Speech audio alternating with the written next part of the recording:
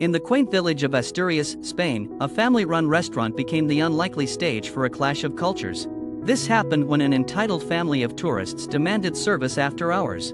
They entered the restaurant known for its warmth and traditional meals, and insulted the elderly owner. However, they learned a costly lesson in respect and local customs. But before we start, smash the like button and make sure to subscribe if you haven't, and hit that notification bell so that you won't miss any new stories.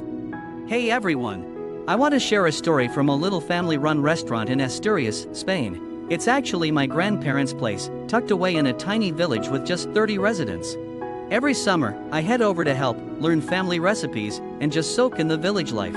The restaurant's been around since 1941, and it's right at the bottom of our house, which makes it super cozy and homey.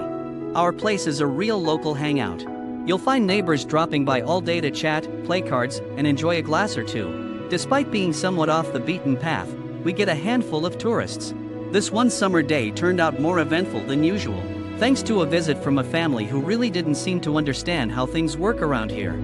Let me tell you what went down. It was one of those bustling summer days where the sun warms everything just right, and our little restaurant was humming with the usual chatter and laughter. Most of our local regulars had settled in for their long, leisurely afternoon hangouts. Our place isn't big, just 8 tables inside and a couple outside for when the weather's nice, but it's got a lot of heart and doubles as a bar, so it's usually full.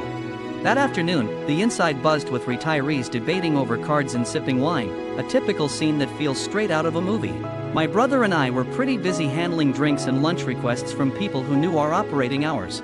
Around 4 p.m., just as things started to calm down a bit, we heard a car pull up. This isn't unusual since we get a few lost tourists, but what followed was far from our standard visitor welcome. A family stepped out, and right from the get-go, it was clear they were frustrated, probably from driving around the winding backroads of our region. They barged in, speaking loud English, which was my cue to step up, as I handle most of our English-speaking guests. Here's how that went down. As the door swung shut behind them, the mother was already waving me over with a brisk, "We need a table, and we're starving." Her tone caught me off guard, not just because of the volume but because of the demanding way she spoke. I put on my best customer service smile and approached them, explaining, "I'm sorry, but the kitchen just closed. We only serve meals until 3 p.m. and then again at 7:30 p.m. I hoped that would settle it, they could come back later, maybe?" But no, the mother was having none of it. She shot a look at my grandpa, who was quietly enjoying his own late lunch, and snapped, "If the kitchen's closed, why is he eating?" I tried to keep things light, replying, "Well, he's the owner, so he kinda eats whenever he wants." That didn't go over well. The mother's face twisted a bit as if she'd bitten into a lemon. Without missing a beat, she demanded, "Are you giving us a table or not? And we'll need the Wi-Fi." I explained as politely as I could, "The Wi-Fi is just for staff. It's not really set up for guest use." This really set off the father, who chimed in with, "What the heck? We are paying customers." Their kid started to get antsy, and before I knew it, he was running around, making a racket. Seeing the commotion escalate, my grandpa, who has always had a calm demeanor, wiped his hands on his apron and walked over to where the family was seated. With a gentle but firm voice, he asked them to please settle down and keep their child from running around, as it was disturbing the other guests. The mother reacted sharply, "Don't you dare tell me how to raise my child, you dinosaur." Her words were loud enough to draw glances from everyone in the room. The father joined in, pointing aggressively towards my grandpa, "Don't get close to my child, you old creep." The whole restaurant went silent for a moment. You could feel the tension in the air. It was one of those times when you could hear a pin drop. The other patrons, locals who knew my grandpa well, looked on in disbelief at the disrespect being shown to someone they respected deeply. My grandpa, keeping his cool, simply nodded and walked back to our family at the other end of the room. I followed, feeling a mix of embarrassment and anger. It was then that he decided it was time for this family to leave. He motioned to 2 men at a nearby table, who just so happened to be off-duty Guardia Civil officers, and explained the situation in a low voice.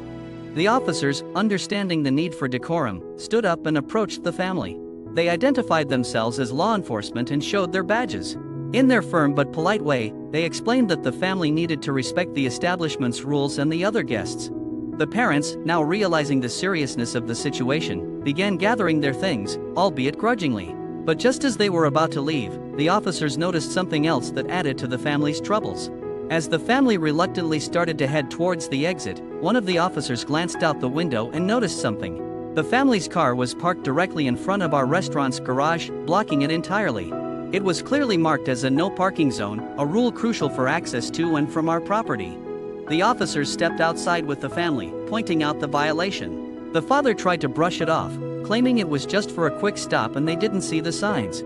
However, the situation escalated when the officers decided to check their rental car's paperwork and discovered further irregularities. With the family's frustration mounting, the officers calmly explained the consequences of their actions.